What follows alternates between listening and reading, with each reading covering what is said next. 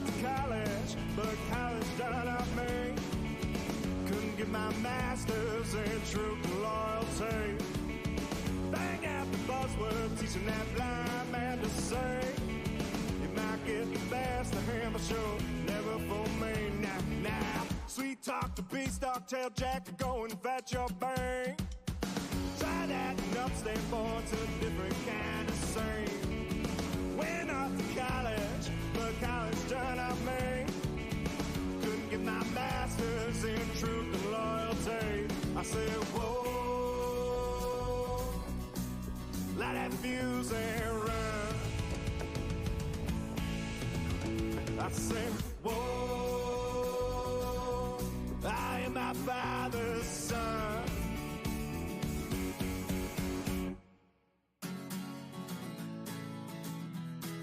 Light that fuse and run. Whoa, light that fuse and run.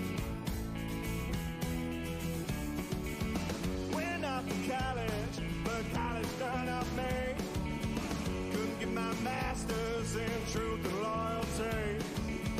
Bang out the buzzword, teaching that blind man to say, you might get the best of him, but you'll never fool me. Now, sweet talk to beanstalk, tell Jack to go and fetch your bang. Try that and upstate boy to a different kind of scene. Went off to college, but college done up me. Couldn't get my master's in truth and loyalty.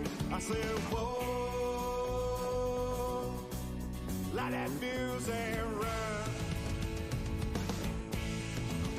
I say, whoa, I am my father's son.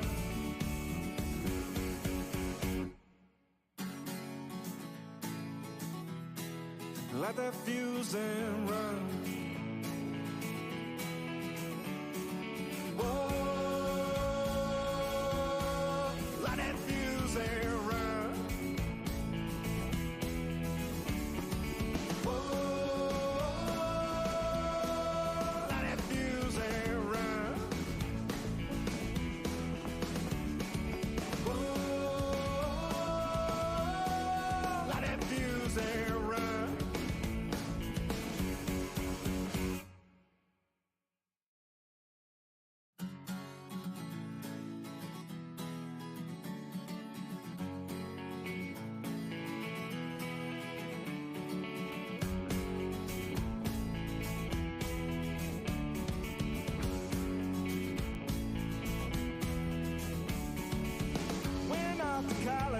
But college done up me.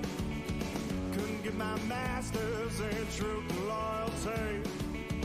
Bang out the buzzword, teaching that blind man to say, you might get the best of him, but you'll never fool me.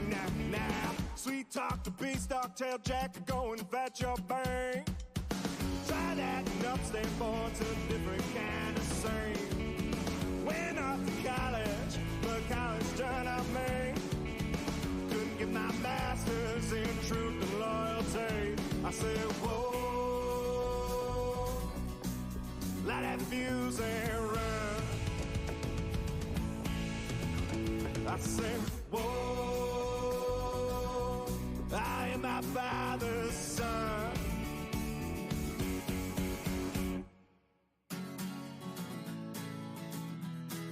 Light that fuse and run. Whoa, light that fuse and run. Went off to college, but college done up me. Couldn't get my master's in truth and loyalty. Bang out the buzzword, teaching that blind man to say, you might get the best of him, but you'll never fool me. Now, sweet talk to beanstalk, tell Jack to go and fetch your bang. Try that and upstate boy to a different kind of scene. Went off to college, but college done up me. Couldn't get my master's in truth and loyalty. I said, whoa, Light that fuse and run. I say, whoa, I am my father's son.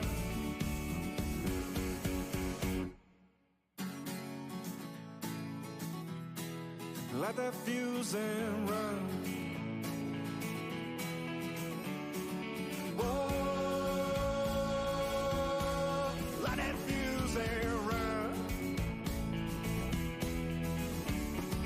Whoa, light that fuse and run. Whoa, light that fuse and run.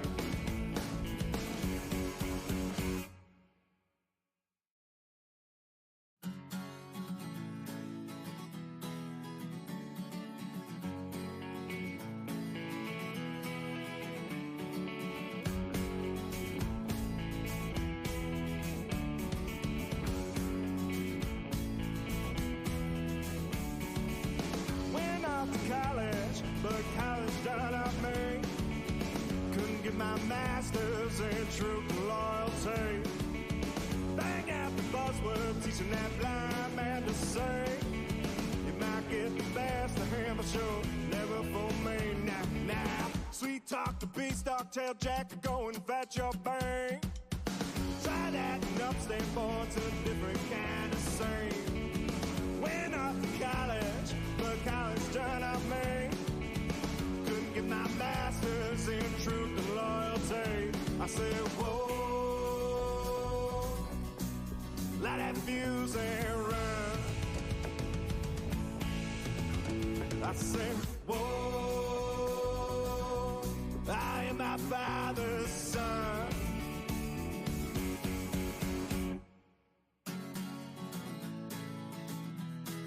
Light that fuse and run.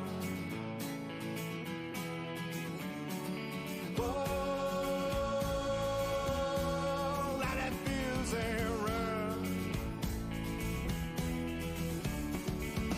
Went off to college, but college done up me. Couldn't get my master's in truth and loyalty. Bang out the buzzword, teaching that blind man to say. You might get the best of him, but you'll never fool me. Now, sweet talk to beanstalk, tell Jack to go and fetch your bank. Try that and upstate boy to a different kind of scene. Went off to college, but college done up me.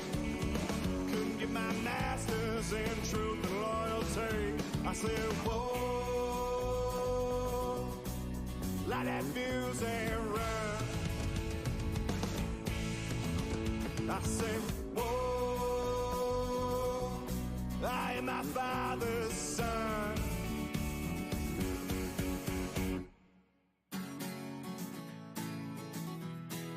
Light that fuse and run. Whoa, light that fuse and run. Whoa, light that fuse and run.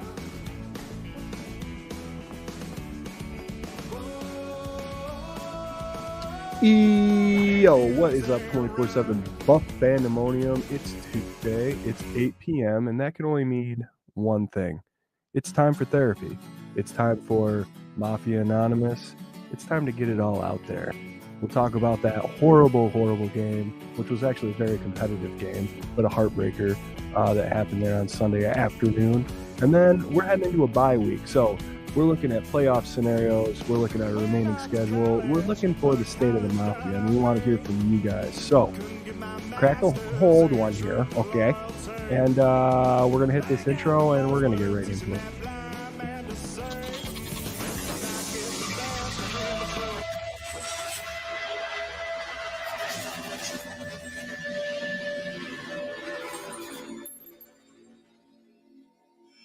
Yo. And here we are, and here it is. It's Tuesday. It's the K-Gun Report. You might notice that we are missing one of the terrible twins. So, I'm going to intro the one that is here, my brother from another mother, Mr. Scooter Magooter. Scott, what do you got? What's up, Swank? What's up, Bills Mafia? Show 'em, Swank. Show 'em.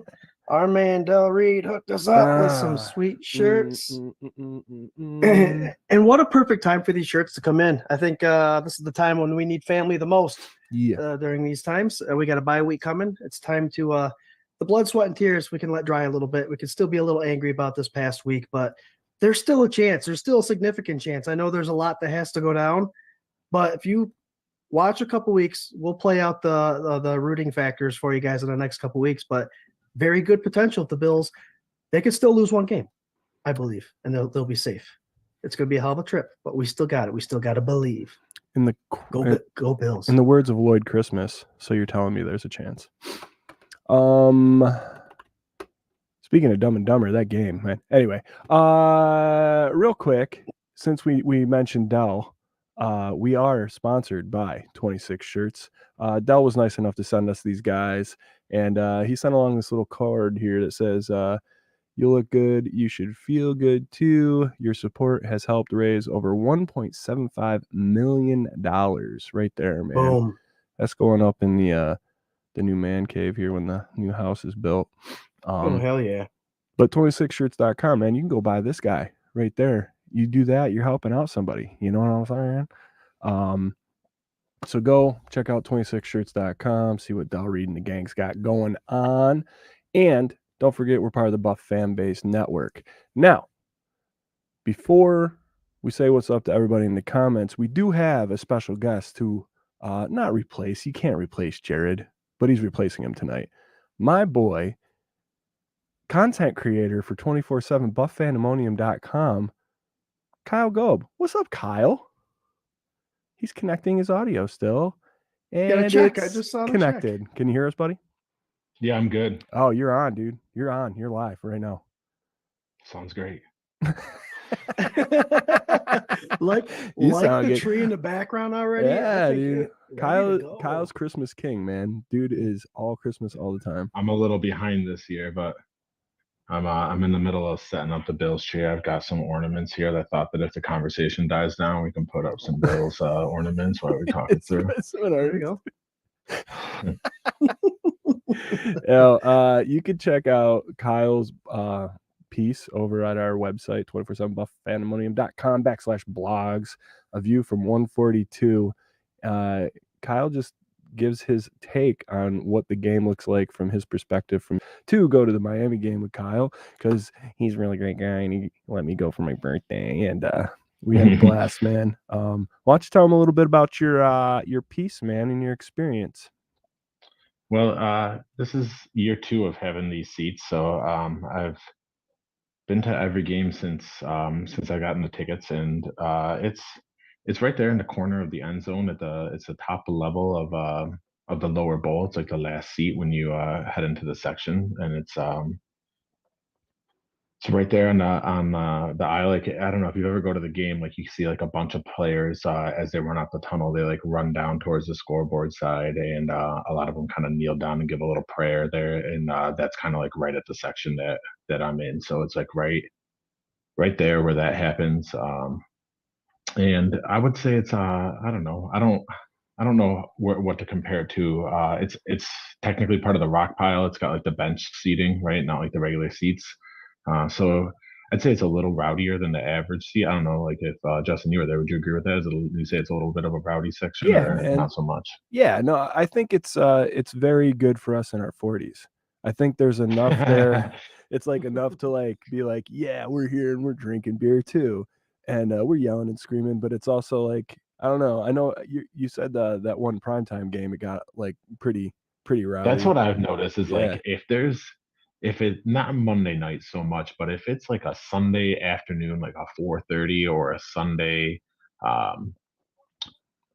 or even like a Thursday, like a night game like that, where people don't mind taking the next day off, it's people get lubed up, right, for real. Like it is.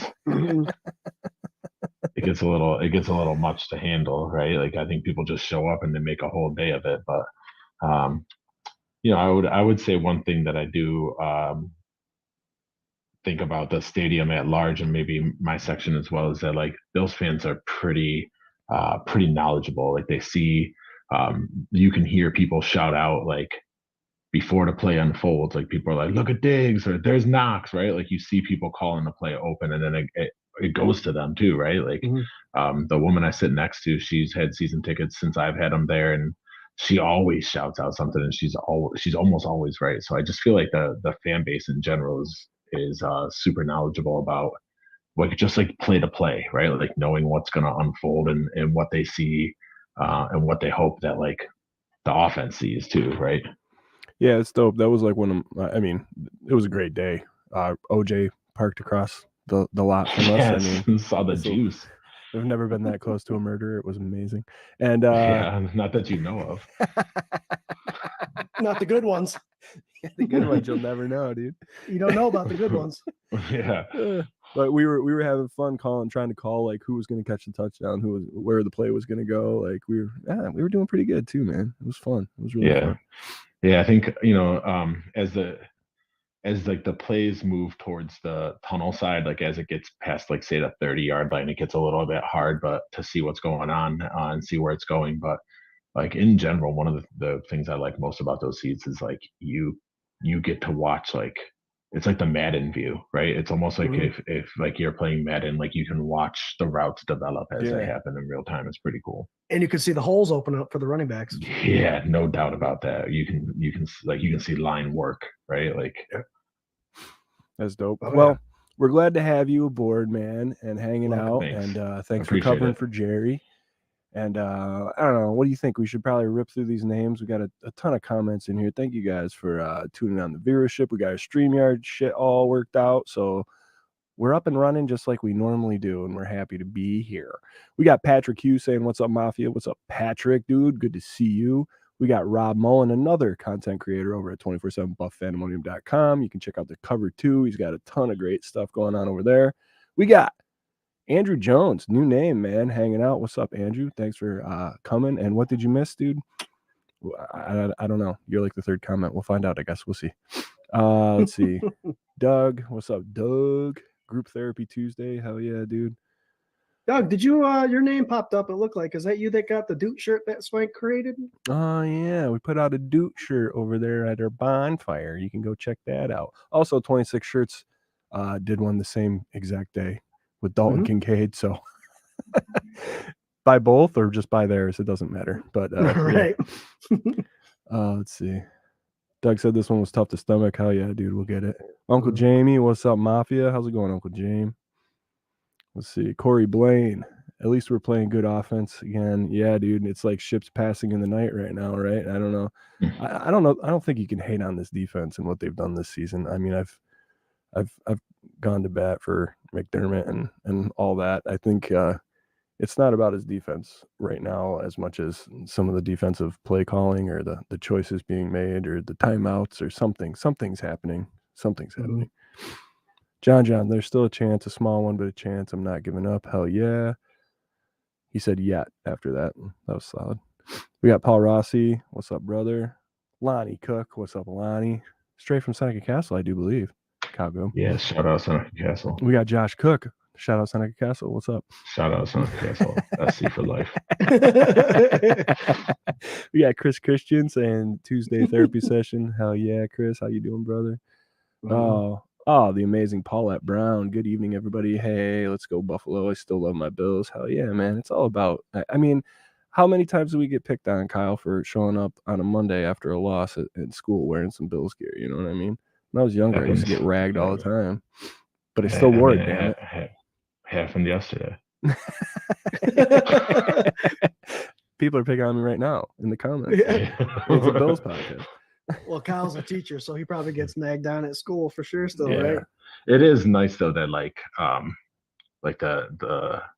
the fan base is growing amongst like obviously as the team got better, like there are more kids every year that show up with Bills gear on and a lot less Giants gear showing up to where I work. So that's kind of fun. Yeah, dude. I can't believe it's Giants fans. Is it like a lot of Giants fans down there? Yeah, I'd say that those are the two big football fan bases there, the Giants and the Bills. We got Adam saying, "What's up, boys? Been away for a few weeks. Sucks after a loss, but let's get through this." Hell yeah, dude. Thanks for coming and hanging. Missed you, Adam.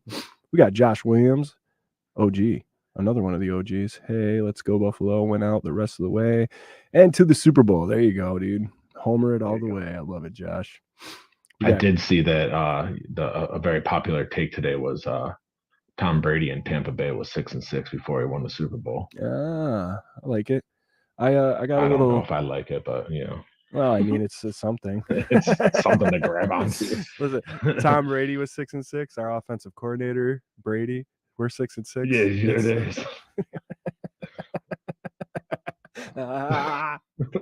It's like I feel more about like the dude, the aliens dude from that meme from the History Channel or whatever. Oh yeah. I know what you're doing. Patrick Hughes says, how are the Bills going to get flagged while on a bye week? We all know what's going to happen. Yeah, that's I don't know, man. I'm not one of those dudes that is huge conspiracy theorist, like, oh my God, the refs are against us, whatever. And I usually try to be sensible about it. Like, we're so close to it that we're like, we're getting flagged for everything and they're not getting any calls and blah, blah, blah. But that game was absolutely ridiculous, dude. I don't know how, if you're trying to protect the quarterback, how do you not go back on that call when his jersey is hanging from his collar and right in front of you getting whipped around? And instead of throwing the late flag on that, you throw the late flag on the intentional grounding when he's outside of the pocket and Gabe Davis is 3 feet from the ball. I don't understand what's going on with that. And there's people arguing, well, the tackle started inside the tackle box. Okay, even if it did, the horse collar part didn't. Yeah. You know what I mean? And so obviously you go on social media and there's people saying, well, Bills fans are crying again. Dude, that was a 15-yard penalty that should have put us at the 2-yard line, taken back 15 yards because apparently the referee didn't see Gabe Davis within 2 feet of that ball that Josh Allen threw. He knew he was there. That's why he did it. But I was pissed. How many dropbacks did Allen have? How many passing attempts did he have on Sunday? Do you guys know offhand? It was was it 51? 51 attempts? Yeah, I think that's what I read too. It was over 50, and just like the law of averages, like they're not committing any penalties whatsoever. Like it's like, I don't know, it's like in basketball, it's like when you don't get fouls, it's like it happens every play. Like you gotta call something, and yeah. I'm with you on that, Justin. Like I don't tend to look at refs as a problem, and like looking at like youth sports, and like I hate going and like watching kids play sports now because it's just parents yelling at refs who make like $50 to like ref a game, and it's like your kid's not going D1, like shut up and like let them play.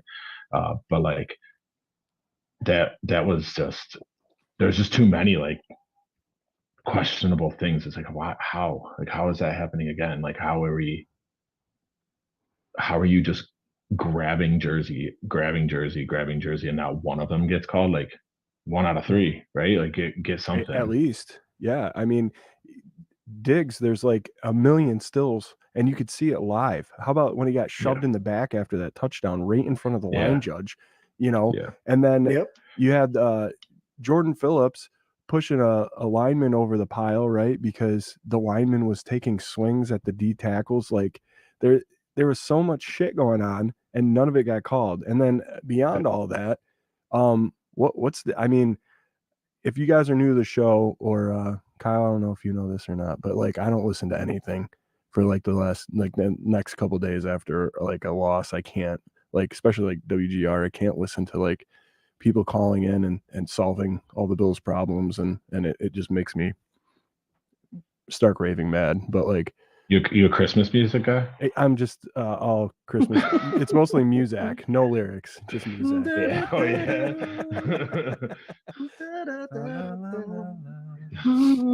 Christmas.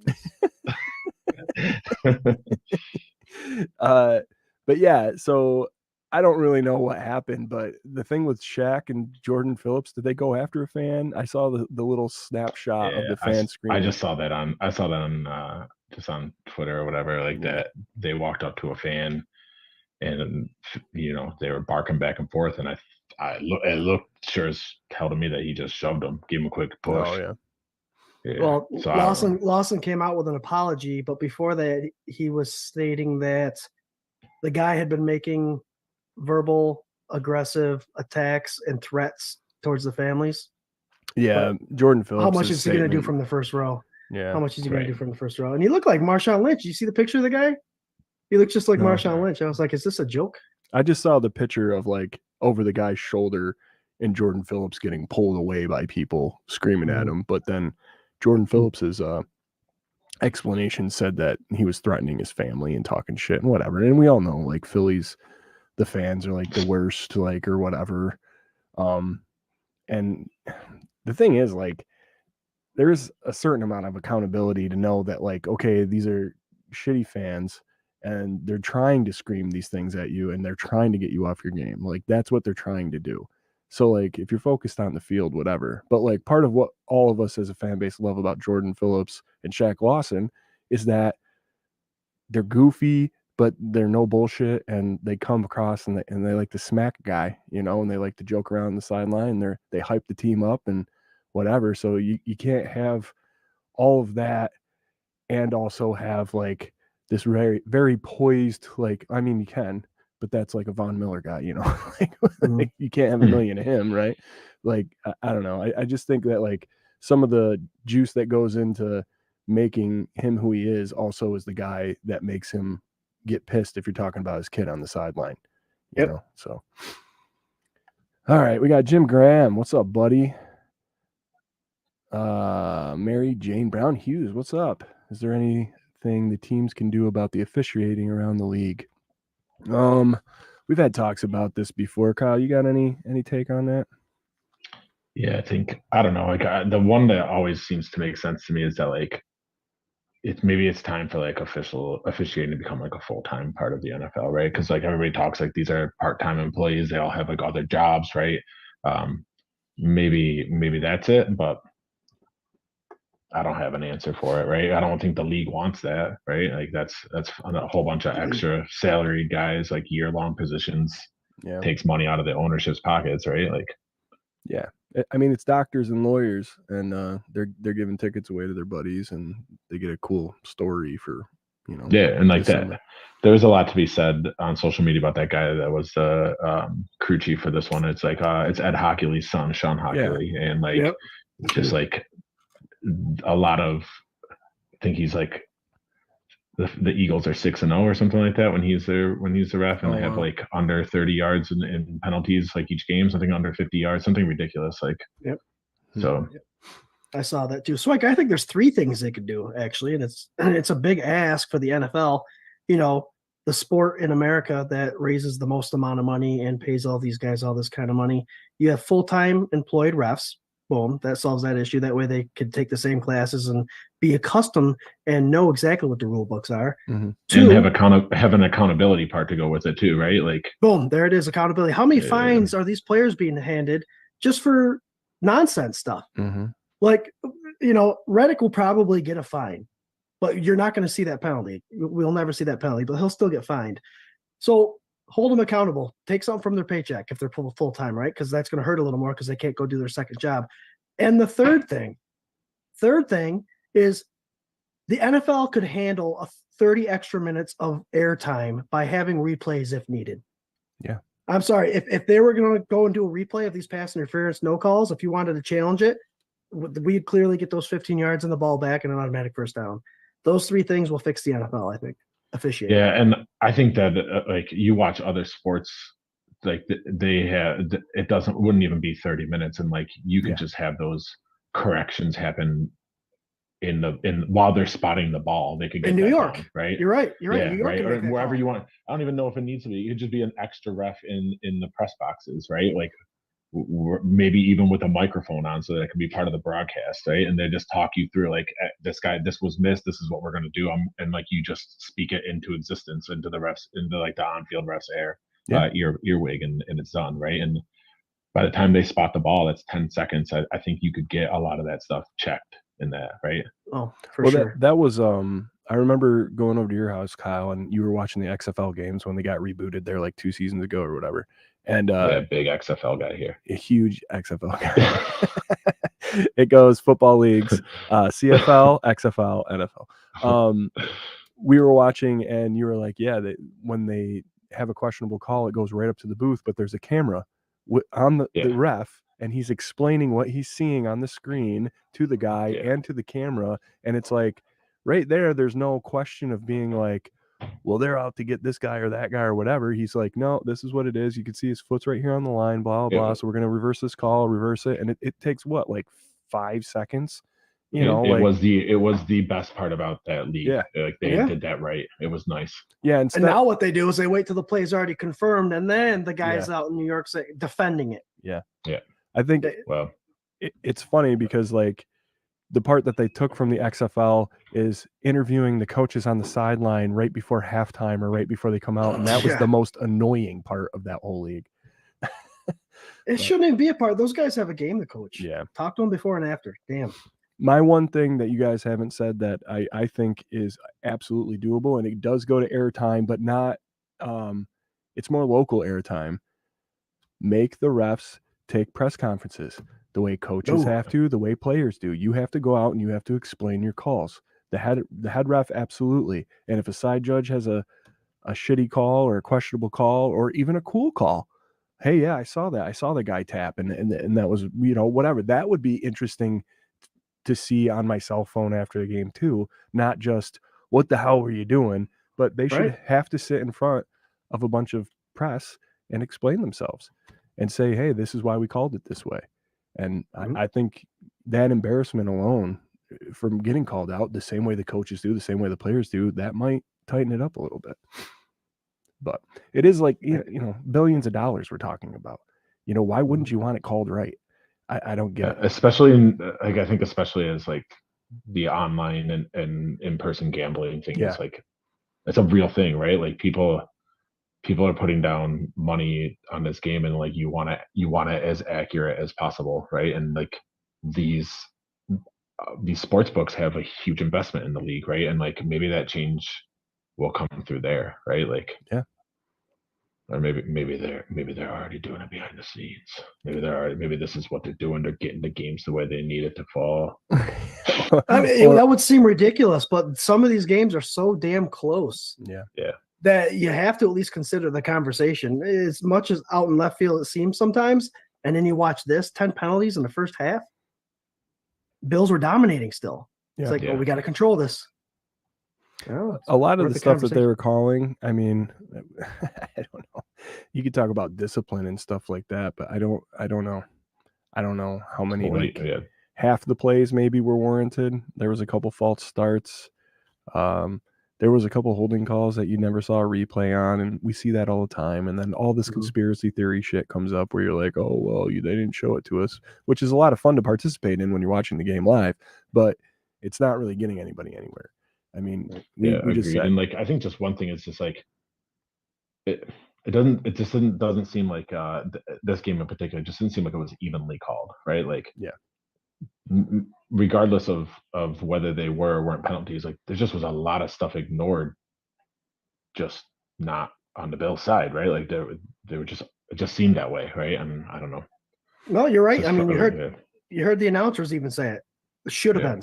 Yeah, there's at least 3 or 4 should have beens. The announcer said, and usually they keep their mouth shut about that stuff. So another one who usually like doesn't, but like I don't know if you guys saw like Reed Ferguson after the game was just tweeted out probably 6 or 8 plays where he was just like, "How is that not a penalty? How is that not a penalty?" And like that's just like a team member just who was just so frustrated that like they let go on Twitter and was just like, you know, like a guy who's usually not.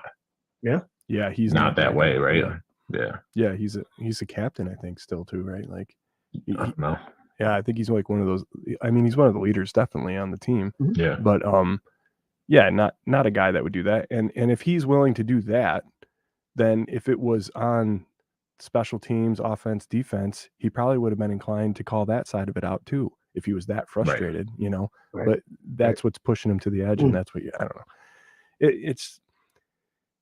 Again, it's not going to get us anywhere, but this one really felt that way. It really felt really bad. There was so many blown calls right in front of officiating crew. Like, I don't know. It's just whatever.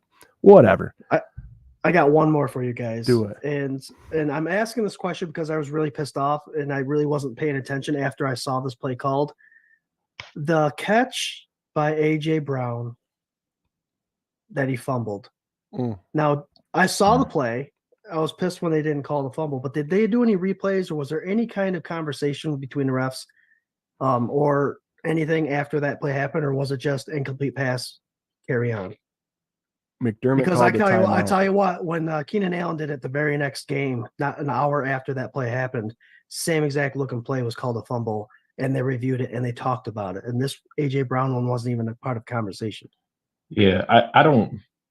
Uh, that was such a bang bang call. I don't. That one was like so far down the lines that made me mad. But one thing that I think is frustrating is like, why why wouldn't you err on the side of a turnover? Because then it automatically gets reviewed, right? Like you call it incomplete that's what I'm pass and like saying. it's over, right? Like that Yeah. to me is like that's just train again, maybe that goes back to like the full time thing, but like that to me is just like how are you not trained on a situation like that to like call it in the way that automatically triggers a replay, right? Like Just whether or like not it's like touchdowns. 2 feet down in the end zone, right? Anything like that. Anything Right. that would like trigger an automatic replay, you should err on that side Yep. because why not? Why wouldn't you? I agree. Any questionable touchdown, just call it to at least Call that it. way it's going to be an automatic review instead of having a coach waste one of theirs just to see if it's Yeah, or it like happened not a challengeable, like you know, you just run into problems, right? Like I 100% agree with that. That to me is just another thing that's frustrating about football. But I tell you what I saw. What I saw was a high pass. And when he grabbed it with his hands at the high pass, both his feet almost touched simultaneously. So when I saw those 2 feet hit, the high pass was actually brought down to waist level, which means he has some sort of control on it. He didn't get that third foot down, but he brought it to his hips and he started going forward. I saw 2 feet, a forward motion, and the ball possession enough to bring the ball down to his hips. That should have at least been called, Kyle, like you're saying, as a fumble, so they at least can go and review it 5,000 times and then piss us all off that way. Yeah. Right. Yeah, it did seem like he caught it high, pulled it into his body 2 feet, and started the turn. And he got punched right as he started the turn. So again, bang bang. Yeah, it's one that I think could have went either way, but they didn't give it the chance by calling it a fumble to even review it and then change their mind if they wanted. And I think earlier in the game, they let a fumble that definitely wasn't a fumble be returned for a touchdown, called it a touchdown, and then called it back because the knee was down. You know, so they did it earlier, but they didn't do it that. I don't know. It's whatever. And I get like some of the calls on the field, like again, bang bang. It's so quick when you're looking at it frame by frame in HD. You're like, what the hell are you doing? But like really on the field, you know, you have so much that you're supposed to be looking at and like keeping in track. I don't know. I can see how it gets a little hazy, you know. It's like the play clock going to 0 and then turning your head, that bullshit, you know.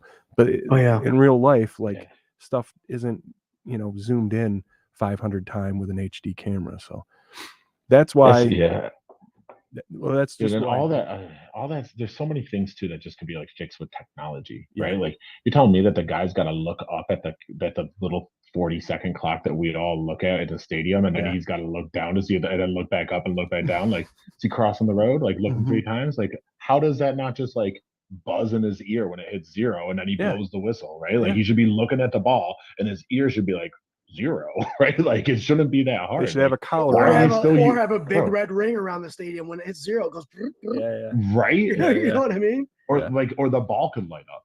Yeah. Jesus, like you could like you could have the ball fly. Like how are we still using a chain gang?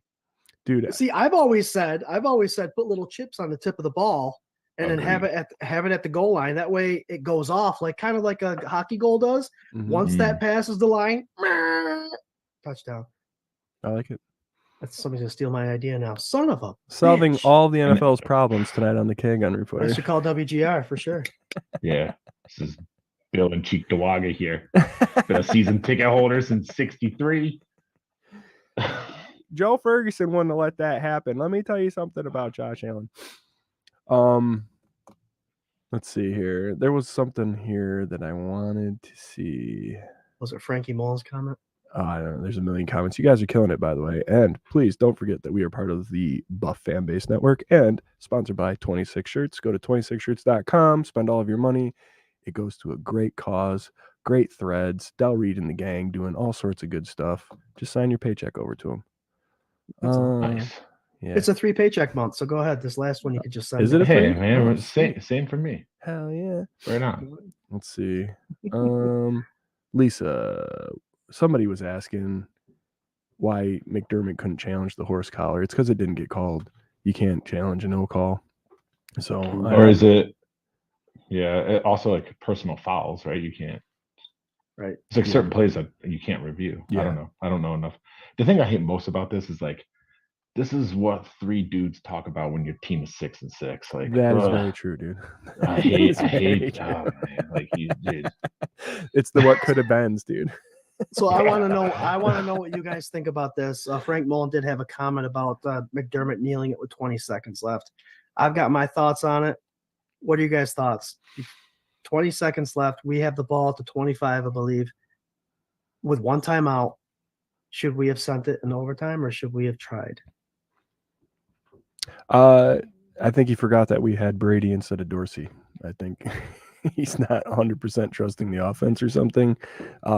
There was a lot of 13-second references, even by the national broadcast before that happened. I think you have Josh Allen, anything's possible. He's proven it to you for almost 6 seasons now. Like, yeah, I went down and tried to score points. I think that's what's kind of missing from this team right now is that confidence. Yeah, I was furious at that. It made me so angry. Not just that, but on top of it, like, who's icing a kicker? Yeah. Right? You had 2 timeouts. Like, you didn't have 1 timeout. You had 2, but you didn't ice it. It was like this half-assed attempt at icing it. He didn't even come out on the field. It didn't even like, you just called the timeout to call the timeout there. It was like it's like inexcusable to me the way that like I was so angry at that whole way that unfolded, and like I thought about 13 seconds when that was happening. I was like, you're gonna kneel it down. That's like 7 seconds more than it took you to get beat, right? Like how and like not just like that you got Josh Allen, but you had Josh Allen like on fire. Josh Allen, like you had career game, peak Josh Allen in that game, and like you just kneeled him down. That. See, not only that, that's what I wanted to ask you. Yeah, you had a timeout still, and the Eagles didn't have any timeouts, so you could have tried 3 times and twice, 2 times, and if you failed, there's no way the Eagles are getting ball back. Put your knee 4 on plays, the ground, right? and it's 4 plays, right? So they had every opportune moment to get 25, 30 yards. Bass has been having a hard time, but he could still kick a 63-yarder if he had to. Yeah, but the fact that what's the harm in trying? Yep, exactly. We had 1 timeout, they had none. You should at least tried 2 plays, at least. And with the timeout, the field's wide open. You could have gone in the middle. Do you remember the Minnesota game, guys? Or was it the Detroit game? Remember that? We were going into overtime. Josh Allen threw that dart to Diggs, 35 yards downfield, put us in field goal range. Bass, it was Thanksgiving game. Won it with a long field goal. I didn't like that move. So I wanted to ask you guys, like, not just this game, but like overall, like the team's sitting like in a place that is not acceptable, right? Like as somebody who like goes, right, puts down a fat part of my and goes to these games like on a regular basis, like who are you most upset at about it? And like I right now I can't get off McDermott. Like I'm like it's just what is he doing? Like what are we doing with this team? Like I just feel like we're wasting it. We're wasting Allen this year. Like it's just middling, right? Like well, the one time that we see this offense do what we can expect them to do, we would hope that with the way McDermott looked last week calling the defense, you thought, we're in the right spot. The aggressive defense would be called, and we're in a situation now where McDermott made some questionable calls. You do have to point the fingers now, starting with McDermott saying, okay, Josh and the offense are doing what they have to do. Why are these 4 or 5 things during this game now on you? Too many times we've seen guys in the last 5 years. Josh, I know he's 0-6 in the overtimes, but that's not because of lack of points that Josh Allen's not driving this offense and putting on the board. It's when the other team gets the ball back. Yeah. And now we're playing prevent defense. We're blitzing. On 3rd and 13, guys, this past week, everybody except for one guy dropped 3 yards past that first down mark to let number 6 there, Smith, catch the ball for a first down. I mean, I don't know why this prevent defense is got such a stronghold on McDermott, why he can't get away from it. You do have to start pointing fingers that way. So conservative, right? And like, there's so many things. It's like, why are we just obsessed with punishing one of our best offensive weapons? Like, how many times are you gonna put Cook down like that and just like let him sit the bench for a 2 or 3 series. It's happened too many times, and like I don't know, man. You ain't benching Gabe Davis when he makes a drop. You ain't benching any other player, but it just always seems like it falls on Cook, and like he's just this like for some reason it's just like ideal that you punish running backs for this, and that frustrates me. It's like I don't want to see Latavius Murray in the slot. Like No. I don't want that. That's not ideal. And like he makes the catch, and great, it's 4 yards, but like he's not. He doesn't have the elusiveness and of what Cook can do when you get him the ball in space. And like that 4 yard, 5 yard game that Murray gets in the slot could have been 25 if it was Cook, right? Like he has that explosive potential that you don't have in other players on this team, and you bench him. And like that's another thing that makes me mad about McDermott. It's like, why you do that? Why you do that? Why you do that? Dude, it was driving me right. crazy. Like I used to bitch about it to these guys all the time. You would every week it was like Cook is your number one running back and Murray would start every single first series. And I'm like, why is he back there? Like, I like Murray. I like what he does when situationally he gets the ball. I like the power runs, like whatever. But you have James Cook, get him in space, get him the ball, let him run. Like, I don't know why you're treating him with kids' gloves, or you're swatting his patties, or you're trying to make this a 3-headed monster. Like, I don't know. He's got the talent. He's like a top 5 running back in the NFL, and he's sharing touches with 2 other guys all the time. You know, I don't know. He's just pulling up a guy in a practice squad, and like he's been fine, but like why? Yeah. Why? Like you have the guy. You have the one that should be getting 80% of the snaps. Yeah. And it's the same thing we had with Singletary. I'm not saying he's Cook. I think Cook is a better running back, but you have these rushes per fumbles that have a higher number for our running backs for the Buffalo Bills, because all these other teams, when a player fumbles the ball, they're still getting their 20+ carries. Right. So the numbers are skewed. Just because a running back fumbles at once, guys, they're not just running the outside and being pushed out of bounds or tapped by the corner. They run through the knit and grit of the interior defensive line with guys twice their weight. They're going to fumble a ball, and to punish them because of it, you're right. You're taking away one of your biggest assets in James Cook, because he can run, pass, block, and those 5 yards that Murray's getting, like you said, Kyle, could be 20 yards with Cook. No, for sure. We've seen it. We've watched it. You blink and all of a sudden it's like, oh my God, he's got 87 yards already, right? Like it's just like it happens so quick with Cook, and like, oh man, I think he's great. His running style is so fluid. It's we were just talking about it at Scott's on Sunday. Like it's almost Le'Veon Bellish, but there's not as much hesitation. It's like there's a slowdown and then he goes, you know, and it's just so smooth. I don't know. And when he doesn't look like he has the angle, he has it, and he's outrunning a guy by 5 yards. It's nuts. Yeah. Paul Rossi, we can be pissed about losing to the number 1 team in the league. I'm still upset we lost to the Jets, Patriots, and Broncos, almost the Giants. We were better than that. And we'll probably end up 9-8 this year. It's a fair take, man. So if we're looking at who to be mad at, to address your question there, Kyle, or your point, who do you feel like it's who right now? Like, who do you think takes it? I think it's McDermott, but I think that he bought himself the rest of this season. Well, I think he bought himself a career here no matter what. Like I'm a little biased that way, right? And before Dorsey got fired, everybody was banging the table for either Dorsey or McDermott or both to be gone. And my point was that you waited 17 years to find the right guy. The guy's got you there and into the playoffs a good amount of times. How much longer are you going to wait if you just decide like, well, he's gotten us here. Can he get us here? Like, I'd rather start here and hopefully he can get the coaches and whoever he needs to bump him beyond. I'd rather be on the doorstep than start back over. Like you're okay with like a Mike Tomlin situation? Like you maybe get one with Ben, maybe 2, if you're lucky. If I got a suit, I don't know. I mean, what's the difference in those 2 coaches?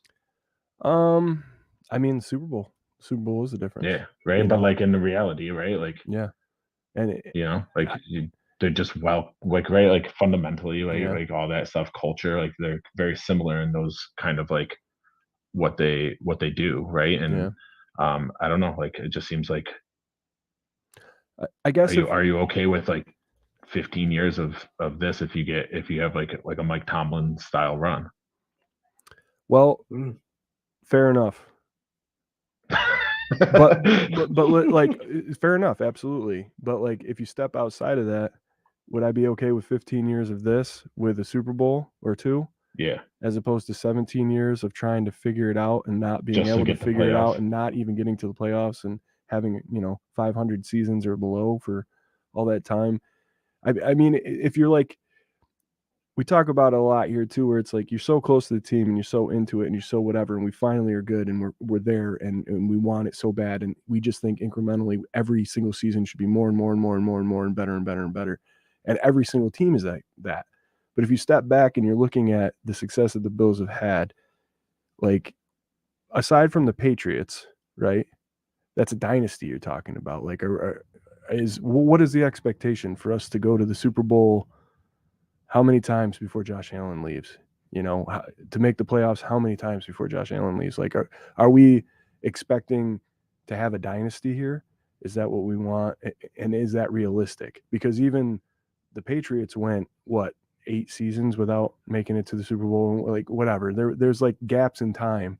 And it's such like a unique pinnacle, like crazy once in a lifetime thing. You're lucky twice in a lifetime. If you're lucky 3 times, like, oh my God, So I guess I've just lived with it so long to where like I enjoy like where we're at because I don't have to worry so much about like whether they're good. They're good.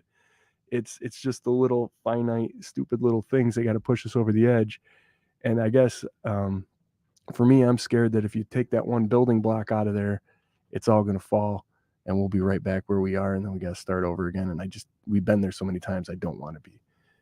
So I don't know if that's like the dreamer part or just, being a bitch or whatever. But like, I guess like you're saying he deserves the blame, but he doesn't deserve to be like on the chopping block.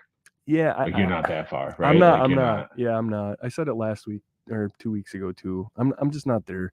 He's done enough, to where like, I used to like say like he could be here until he's in an iron lung. Like, I don't care. Like he brought us out of the dark ages. But for right now, I think the big thing about him is that he lets his coaches coach. I think that's what got him in trouble with Dorsey. I think he didn't have anything to do with the offense. I think Dorsey was the offense the same way Dable was the offense. And he'd make his 4th down decisions, or he'd make whatever, or he'd confer, fine. And he'd screw up a timeout the way he still screws up timeouts and challenges and everything else. But I think in the same respect, like Leslie Frazier was the defensive coordinator for the Bills until Sean had to step in for a game, and then Sean had to take over. I think in that same respect, he trusts his coaches to coach the positions and the spots that they do. So I think with Dorsey, it was like he wanted to be supportive until it was so evident, and it was like, you got to do something. Everybody knew that was coming. Like after that game, everybody knew. It should have came 2 games earlier, but like it finally came. Do you feel like he maybe has too much on his plate, being both defense coordinator and head coach? I think he's done a really good job with the defense, considering all the injuries and everything else. And I think he's a genius when it comes to that. I don't know what we'd be talking about right now if Milano was still in the lineup, if Trey was still in the lineup, if Daquan Jones was still there. Like, there's so many pieces. And you got this aging safety secondary that it's starting to, all the stuff that we've been talking about for 3 years is starting to come true, right? So I think like this defense is like done everything they need to do with what they have up until like the last minute of games, like for whatever reason. So I'm not really like, I'm not disappointed with that. I'd actually rather him call the defensive plays, but find somebody that is just good enough analytically to let him know when to call a timeout, let him know when to challenge, let him know when to go. Like, they have those. Yeah. They have the analytical people up in the booth, but they're not good. They're just not. They good. Can't be. Yeah, I mean, they can't be. They're not. Like, someone needs to say, "Hey, Sean, we're in overtime. Yeah. We just kicked a field goal. Run the same defense that's been working." Yeah. Keep the pressure on. Do that. All we heard in the offseason was how aggressive Sean McDermott's defense is, and it is to a point. And then all of a sudden it disappears because they're playing, as somebody said it in the comments, and it's a buzzy thing to say, but they're playing not to lose. They're not playing to win anymore. You know, and they were that team going for it on fourth down and running it down your throat and, you know, being aggressive. We're starting to see that offense come back that way, but the defense, you know, it's the same reason we lost the Hail Murray game. It's the same reason we lost 13 seconds. It's not being aggressive enough. It's playing down to the team that is playing better than, you know, it doesn't make sense. They switch styles in the fourth quarter, right? And it's great when it's like, you know, when we're up by 2 scores, right? But when it's a tight game, it's not happening. No, you got to shoot to kill, man. Yep. So we live in a world, unfortunately, now where everybody wants to change as soon as things start to shit the bed. Yep. I'm not gonna give you all of Andy Reid's stats, guys, but if you have a minute, you guys watching, following, again, appreciate the support. I see these comments coming like crazy. Yeah. Go look at the road to glory for Andy Reid. He did make it to the Super Bowl within 6 years, and they lost. But then he continued on to have losing seasons, 6-10, 8-8, not even make the playoffs, 4-12. It took him how many years to finally win a Super Bowl? And I think it's a way to prove that you can't just move on from somebody because the roster is continually changing, guys. We can't help it. It's just the way it is, the way contracts are, the way injuries happen. We have to keep McDermott here. I'm with you, Swank. You can't just get rid of him because he has one bad year. Again, go look at Andy Reid's years throughout the 25,000 years he's coached. You just can't do it. And I'm tired of seeing coaches every 2 years through that drought. And I don't think we want to go through that again because if we do get a new coach, we're starting all over. And you may lose your quarterback because a lot of times with a new coach comes a quarterback, and we can get a lot of draft capital for Josh Allen if that were the case. So man, I would hope it wouldn't be that. I know, but you never know. You never know. If there's a dude that like deserves to be here more than McDermott, it's Josh. Like Josh should retire a bill no matter what. You know. What's wild about that whole thing you just brought up is like both the Eagles and Reid have both had successes since they parted ways, right? Yeah. Like the Eagles with like a couple different quarterbacks, a couple different head coaches, and right, and Reid just found his spspot. So what's your answer? Reid came in the league in 2009. He didn't win a Super Bowl until 2019, guys. It took him 10 years. Yeah. What's your what do you think? Is it McDermott? McDermott's the only guy you got right now. I mean, it seems like between Scott and I, even though we're defending him, that's where the finger's pointed right now. I think firing Dorsey, he probably bought himself the rest of the season for sure, and into next season. Yeah, I just feel, I don't know, like I think one thing that's working against him is like you make that move to change offensive coordinators and the offense wakes up and like you don't win games, right? Like 500 yards of offense and you don't win the game. Like if it don't, right, you're 6-6, and if everything doesn't fall your way now, you've kind of backed yourself into a corner, right? You're kind of left like, who else are you going to point the blame at, right? And like, I don't know, like I don't know if it's this year, but like you got a lot of people in my situation who are watching carefully because that next stadium isn't just season tickets, it's season tickets plus personal seat licenses. And you want me to dole out extra money to come watch the team play and buy my seat and the rights to my seat. And I want that product. I want that product to be the best that it is if you want that extra money out of me, right? So I don't know, like you've got maybe a lot of things working in a certain direction. You got like 2 more seasons in this stadium, right? Like are people going to be willing to go there and buy those seats and those seat licenses if you're messing around with 500 with Josh Allen as your quarterback? It's a great take. Yeah, it's man. A big noteworthy thing to take the in view consideration. From 142. There it is. Boom. Did you just drop a mic? That's the thing I do. I just said the thing I do. I do that thing. That thing's on 24/7 buffpandemonium.com/blogs. A view from 142. You can go check out everything that Kyle Gobe has put out. And man, they're good. They're good reads. I especially liked your last one very much. Did you read it, Scooter? I did. Oh, yeah. Yep. I kept up on it. Yeah. Kyle texted me the first line. during the game. That and I was flyover just like, was so dude, good. It's like you got it. That's what you got to lead off with. 100%. Oh my god, it got me such a patriotic feels when those four they were so close. Like They were it couldn't low. have been more yeah. than it was amazing. Just the way they cruised over there and like. And then they brought all the dudes on there. Like you could see them waving from the helicopters as they flew over, and then they brought them all out, and later in the game, and they all came out. Oh man, dope. Got me in the feels, man. It's good. All right. Let's see. It's 8:55. How long? Scooter, what are you in for a little bit? A little bit of overtime or no? I got some sick kids, so we can go a little bit. I'll do this. So you want to avoid them and stay in the garage? Is that what you're saying? I don't want to catch what they got. All right, let's go here to we're gonna skip the wheel and do it next week, guys. We were gonna do it this week. I had it set up, but we're gonna do it next week. And if you're in here, you get added more and blah blah blah, and we'll figure all that out. I also had to rattle the leads. We're not gonna do that. Kyle hates that wheel, dude. I don't hate it. It's great. Swank, you saying we're adding new names to the wheel next week? Why not, dude? Why not? Let's add everybody's name to it. Go ahead and tell them what it is. Hey, if you're listening and you haven't commented yet, leave a comment. You'll enter for a chance to win this Gregory Rousseau Salute to Service. Thank you, servicemen. Mini helmet signed Gregory Rousseau. Awesome. I'd make nachos in that thing. Flip that upside down. Throw some chips in Put that it on thing. my cat's head, dude. Oh my god! Throw it in the microwave. Melt the cheese up. Hell yeah. Yeah. You also get a signed Endless Mountain Derelict's good goddamn 12-inch record. Wow, dude, I got that. You do. You got one of the first ones. You did have to pay for it. By the way, I'd call them Gruchos if I made nachos in them in that helmet. Gruchos? Gruchos. I like it. All right. Let's go to pick'ems here. We're in a bye week. Usually, Kylie, we go through the AFC East games and then pick a couple extra games here and there. You pick with the spread or just straight up? Just straight up win losses. Let's see. So we have Falcons at Jets. It's a 1:00 game. Ugh. I hope we don't have to watch that. That's not our result. You know we will, dude. We absolutely will, dude. I need some Gruchos for that one. You need some Gruchos, man.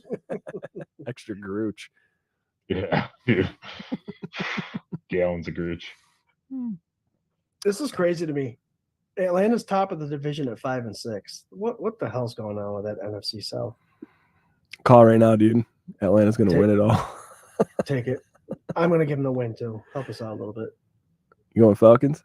Falcons over the Jets. You writing these down? Jared's gonna watch later. Oh, Jerry, put your picks in there so we got documentation so you're not cheating. Mm-hmm. Right now I don't know what the records are, but I know Scott's up, and then it's me, and then Jerry's in the basement. Oh, Scott's 43-29. I'm 39-33, and Jared's 536-36. Sounds about right. Hell yeah, Kyle, who you got? Falcons or Jets? Jeez. Woof. Your girlfriend. Woof. Yeah, that's yeah, you know what? I'll probably watch Home Alone if that game's on. I probably won't watch that. I mean, yeah, it's gotta be Atlanta. Right? I don't know. Dude, is Aaron Rodgers coming back this week? What's the scuttlebutt? Hey, Jesus. Do you think that was a bong that he dropped a few weeks ago on the sideline? Did you see that video? 100% it was. Yeah. Oh yeah, for sure. Dude, he eats an eighth of mushrooms and then rips bongs to his dome the whole game, and then talks about how that's the only reason he would talk about how good Zach Wilson could have been, is if he does all those drugs. That's why I think he's coming back. He thinks 2 out of his 3 Achilles are still intact. Achilles. You know that isn't the Jets? Isn't that the only team that the Eagles lost to? Yeah. Mm-hmm. Yeah. Dark horse, man. I saw a funny video today, close up of Zach Wilson, and the caption underneath said the only quarterback to beat the 9-1 or 10-1 Eagles. And it showed Zach Wilson. Yeah. Oh well. Holy shit. I'm going Falcons. I'm going Falcons on it, dude. I can't pick the Jets. We have Chargers at Patriots. Oh boy. this is interesting because you can't trust the Chargers, and the Patriots they're done with Mac, right? They benched him again. Like, I don't know what the hell they're they doing. got to be done. It's funny, like when we're sitting here, we're talking about being 6-6, and like, oh my God, what are we gonna do with this team? We're not the Patriots right now. You know, that feels good. And the Chargers, dude, they got to be more. That fan base has to be so distraught. It's like Phillip Rivers reincarnated right now. They're like just never going to make the playoffs. But they live in California, so like, how bad is it? That's it's like true, sunny and yeah. 80 like all year round. That's true. They'll get over it. But you do have to deal with like a lot of like California people. So Yeah, I was gonna say That's the you said it in your phrasing, California. That's enough to deal with. Jesus. all right, Kyle, who you got? Chargers or Patriots? I can't take the Chargers going across the country. You can't do it. It's gotta be the Patriots. I take the Patriots. I love it. Why you? No, that's me. That's why I can't pick the Chargers. Every time I pick the Chargers, they lose. You know, they're going to be 500 no matter what. So, Yep. I'm going Patriots. I'm going Patriots too, but mine's because I think they're going to start Mac Jones. He's going to come up with a win, and then this whole conversation is going to be brought up again. You just want the chaos, dude. I love it. That's good. Mike V says Chargers. John's Chargers. Patriots are tanking. It's an interesting statement, man. I don't know. I don't think Belichick can tank. I don't think it's in his mumbly. Yeah. Why would they want to tank if they're going to let him make the draft picks? Yeah, right. Yeah. Unless they're getting rid of him. He's number 2 overall. He just gets this like guy from a D3 school. Yeah, Cole Stranger, a D tackle, smartest guy in the room. Yep. Strange. He's playing chess, and we're all playing checkers. Yeah. Belichickers. Oh man, let's see. Paulette says Chargers. Patrick says we may not be the Patriots, but they did beat us. Come on, Patrick. Come on, play along, bro. Oh wait, Patrick Hughes is legendary for reminding me of this. Here we go, folks. We're in overtime. That's right. We're in overtime because we go over our time, and Justice General allows us to do that because we're unprofessional, and that's the way it goes. So, you got a sponsor for Overtime? Overtime brought to you by? Overtime brought to you by 26shirts.com. Go to 26shirts.com and give all of your money because they will do better things with it than you will. It's the holiday season. People are in need, and these guys put out dope designs for dope charities. Go, children. It's the holiday season. Come on, Kyle. Nah, dude. All right, we got the Dolphins. Oh, wait, who'd you pick, Scooter? You went Patriots too? Everybody picked Patriots? Yeah. Okay. Yep. Dolphins at Commanders. Another Sunday at 1 game. Damn. All them AFC East games are at 1. I guess I'll go first on this one. God, dude. Commanders. I'm going to do it. Who cares? I was going to go there. Who cares? I'm going to do it. Have you watched the Commanders play this season? Yeah. At all? Yep. Woof. They looked good 2 weeks ago after losing their two defensive ends, and then this past week it's like, well, they're definitely missing their 2-star defensive ends. Yeah. Who knows? Yeah. No, I don't know, man. I hate McDaniels. I think I would really like him if he was our coach, but I just hate. Yeah. Right. Yeah, I think that's a good take. Yeah. It's like a dirty hockey player, right? Like you hate that dude unless he's on your team. And you're like, oh, he's scrappy. Yeah, it's like, oh yeah, he's got heart. Yeah. Right. Yeah. Oh, he mixes it up, you know. He's not afraid to get in there. I'm picking Miami's gonna win that game. Miami, all right. Whatever the spread is, I would take them. It's 42. I was going to go Commanders because they're 42. playing at home, so I went and checked the weather report. It looks like it's going to be 60 clear with 0 chance of participation. So it's like, oh my God, can't Miami just come somewhere and have a shitty ass, rainy, snowy weather? Did you say I'm going with participation or precipitation? Precipitation. Oh, I thought you said 0%. Anyways, I'm with you, Swank. Upset. Oh, I like it. Kyle's going up on this one, but at least I'm not going lone wolf on that one. Going long. Where's Jarrod? with the favorite. Wow, Really, what a gamble! really I making took a on reach. Miami. Just making a reach there. Wow. All right, let's see here. What other? There's Bengals Jaguars Monday night. That might be somewhat interesting. Would have been more interesting. Bengals Jaguars. Bengals Jaguars. Yep. We can pick that one. Scooter. I'm at the point now where I'm going to root for the teams that we want to win. Jacksonville's going to take the AFC South. They're up 2 games right now. Let them take over the AFC South. Keep winning. Keep the Cincinnati Bengals out of conversation. They're 5-6. Give them their 7th loss. Yeah. Let's go Jaguars. Matt. I don't hate the state of Ohio, but they are down right now. Ohio State went down. The Browns are going down. The Bengals need to go down in this game. I'm with that 100%. I love it. Go Jacksonville. I'm there, man. All Jags. All Jags. What's up, Joey Hatch? I'm not doing bad, man. How are you? Let's see. Rob's got some suggestions. 49ers, Eagles. Yeah. NFC game. That's going to be a good game, though. We should pick that one. It's a game of the week. Yeah. Game of the week of the month. The San Francisco 49ers travel to Philadelphia for a 4:25 kickoff in a battle of the NFC heavyweights.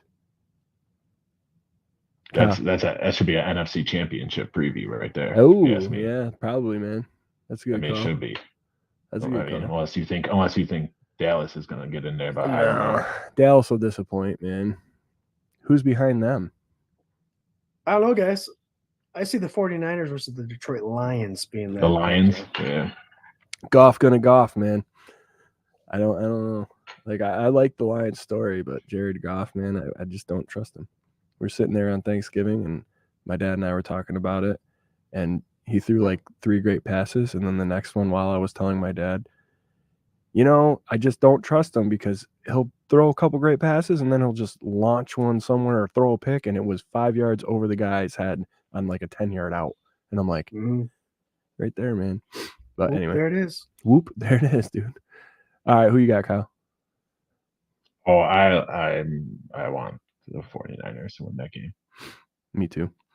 I'm there with I know the Eagles came up with a win the past 2 weeks against the Chiefs and the Buffalo Bills, but they've shown that they can be beat. The Niners defense is too strong. I do believe that, and they do have the offensive firepower with Samuel, McCaffrey, Ayuk. I don't think this will be a close game. I think the Niners blows them out. Ayuk's a guy I'd love to see in a Bills uniform. Oh. We're talking about that already. All right. We usually do a toilet bowl. I don't know if this is a toilet bowl, man, because I like this team and the way it's coming up.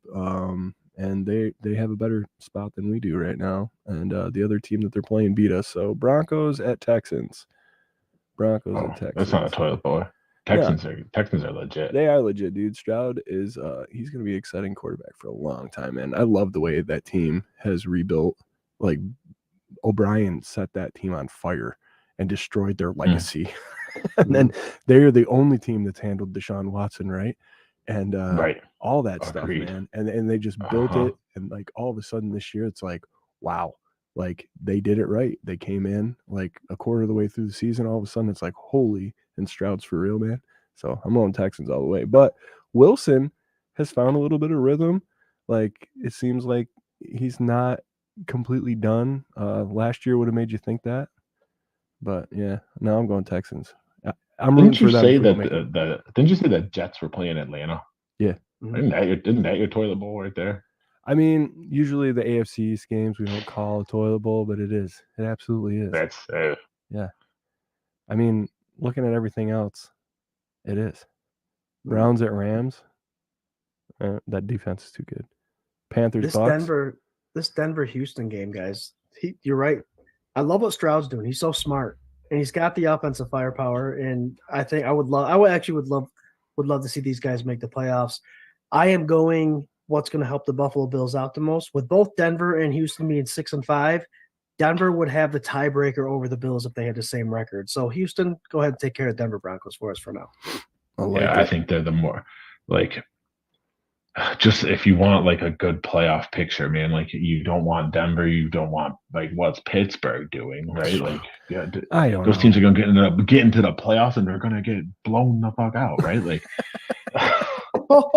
we are after 9. Okay, Yeah. Kyle, we're after 9 o'clock. You could say oh, that. sorry. No, you're good, dude. You can say whatever you Um, I don't know. I just want like if you want good teams, right? Like let's not mess around with Denver Yeah. in the playoffs, right? That's just gonna Right. be nasty. So And go Denver- Houston. Go And Houston. Denver's a team that has played in the snow, whereas Houston is a dome team. And no matter what, it looks like Houston, if they were to make the playoffs, they'd be traveling the whole time. So you would want to take the advantage of having a weather game over a dome situation. So I would rather have Houston having to play in the elements versus the Denver Broncos. Yeah, I agree. Just checking this out real fast. Who else we need to freaking get out of Dodge? So it would be helpful, I think, if the Rams beat the Browns, because they're in the 6th spot. The Colts are playing the Titans. The Titans aren't much of nothing, and the Colts, I think, are middling. There's a lot of teams this year. Right there. Yeah, that just, I mean, the Bills should be on the top of this pack with an amazing record right now and looking down, laughing at everybody. You know, like KC, they're not what they are supposed to be. I don't think the Eagles are really what the record shows either. And I think the Bills played them tight enough to prove that. Like, there's a lot of teams that it just thinks that like the way that the schedule fell because like we Yeah. didn't take care of business against the teams we should have early on, and Yep. now you just got this gauntlet, right? Like coming Yep. down, you've still got like 3 teams that are playoff bound, right? And then New England, right? That's the end of your year, and you know it's just kind of hard to dig yourself out of this hole looking forward. Like there's no more room for error, but like you got the Chiefs, you got Dallas, you got Miami, and like that's a tall task. Yeah, it's big. Sorry, I just got off track there. No, you're good. You're good. Just got a little sad. Pick yourself up, man. Dust yourself off. All right, guys. Listen, it's been a hell of a great night. Thank you so much for all the comments and participation. Viewership has been loaded this whole time. You guys are killing it, and you know, we appreciate you. We appreciate you, motherfuckers. Thank you. Kyle, usually what we do is go around and do a little final thought. Tell them where they can find you if you're so inclined, and yeah, then we'll say our goodbyes. So, what's your final thought? Hey, man? well, you know, I'll go first since I'm the guest. You know. Yeah, exactly. That's why I threw it to you. Well, you know, I guess my final thought is thanks for having me, and hopefully, if you hated the sound of my voice, like it's just a one and done, and you'll be back to normal next week. So I appreciate you letting me sit in, and hopefully I didn't cause you guys to tank your viewership this week and you know, kill everything you're trying to build over here. And you can catch me in you know, section 142. You can come by, bring me a beer, and I'll drink it. Appreciate it. Appreciate you. Appreciate you. No, man, you did killer. Thanks for filling in, man. It was fun. Do it more often. It seems like you know, everybody in the comments enjoyed you and your Christmas tree and your voice. So let them know. Come on, let them know. Just pat his ego a little bit. Let him come back sometime. I can't even see the comments. There's like, it's like your mom, my mom, and Scott's mom. That's it. Yeah. Typical viewership. Yeah. No, but you killed it, Kyle. Thanks for coming on, man. For sure. You'll Appreciate be it, on guys. again. Thank you. Hell yeah, man. Adam says, nice work. Love the Christmas tree. Jarrod says, thank you, Kyle. That's exactly how he said it probably in real life. That sounds like his voice. Scooter, who you got? What do you got? What's going on? What's your final thought? I got a few things. Like I said earlier, before right when the show started, Dell, awesome enough to send the Mafia. Guys, you wouldn't give up on your family. You would never give up on your family. It's not the time to give up on the Bills Mafia family. We're still going to sell out these home games. We're going to cheer loud every game because we still have a chance. It's not over. And I know the offense is coming alive, and we got some criticisms on McDermott and the defense. This stuff does come together. Hopefully it's coming together now so we can make this run. The Chiefs are beatable. We saw that. Now we got a week to prepare for them. The Cowboys, I think, are a little overrated, and the rest of the schedule is something we can worry about when it comes to it. Don't give up. Don't give up on the Bills Mafia. There's still 5 weeks to play, and if you go to ESPN's playoff bracket machine, you could dabble with it. pick some realistic games, pick some non-realistic games, and you can see that within the next 2 weeks we could fall into playoff contention for real. So don't give up. Love you guys. The comments came in like crazy. We'll spin that Fandemonium Wheel of Destiny next week with the added names from today to find out who wins that Gregory Rousseau mini helmet. And we will be posting teams that you should be rooting for. Now, don't get me wrong. There's going to be some situations where you're like, well, the Bills should win regardless. But everyone needs help. Everyone needs help. That's how people get into the playoffs. That's how people miss the playoffs, is because other teams have to perform a certain way. We're going to paint a picture of who we should be rooting for the next couple weeks for our Buffalo Bills. Obviously, they got to hold their own, but we'll be painting a picture for you guys that don't understand what teams we should be watching, who should we be rooting for. We're going to help you out with that so we can cheer on more than just the Bills for these couple weeks. Thanks for joining. Love you guys. Awesome sauce. Go Bills. Go And Bills. and that, brother, is where I'm is the Fu Manchu for you. Guys, thanks for hanging out. You guys killed it for real. And we appreciate it. We appreciate all the support. Don't forget we're part of the Buff Fan Base Network. Please go follow everybody on the Buff Fan Base. That's Robbie from Let's Talk 716 Sports. That's Robin. That's Justice General. That's our boy RT, Thomas Takes Sports Podcast. Don't forget, tune in to Sunday Sessions. There will be no Sunday Sessions this week because there's no game. But an hour and a half before kickoff, we'll be on to go over your inactives and talk shop, get those final little quotes and comments. And also, you can join us right here every Tuesday night at 8 p.m. Eastern Standard Time for the K-Gun Report. And you can find us on YouTube's, Facebook's, Twitters, Jimmy Jabs, everywhere, anywhere you want. Yeah, man, just appreciate how good they are now. I say it almost every week. We went through a really long time where they were no fun to watch. And even with them being 6-6, they're still fun to watch. They'll give you a heart attack all the way up through the game. We'll sell you the whole seat. You only use the edge. That's the way it goes. Shit, man. Thanks so much. Go Bills. Hey, go to 142 and buy our man, Mr. Kyle Gobe, a beer. Yeah, Go Bills. Spend $20 on me, buddy. Give us a Go Bills, Kyle. Go Bills. Go Bills.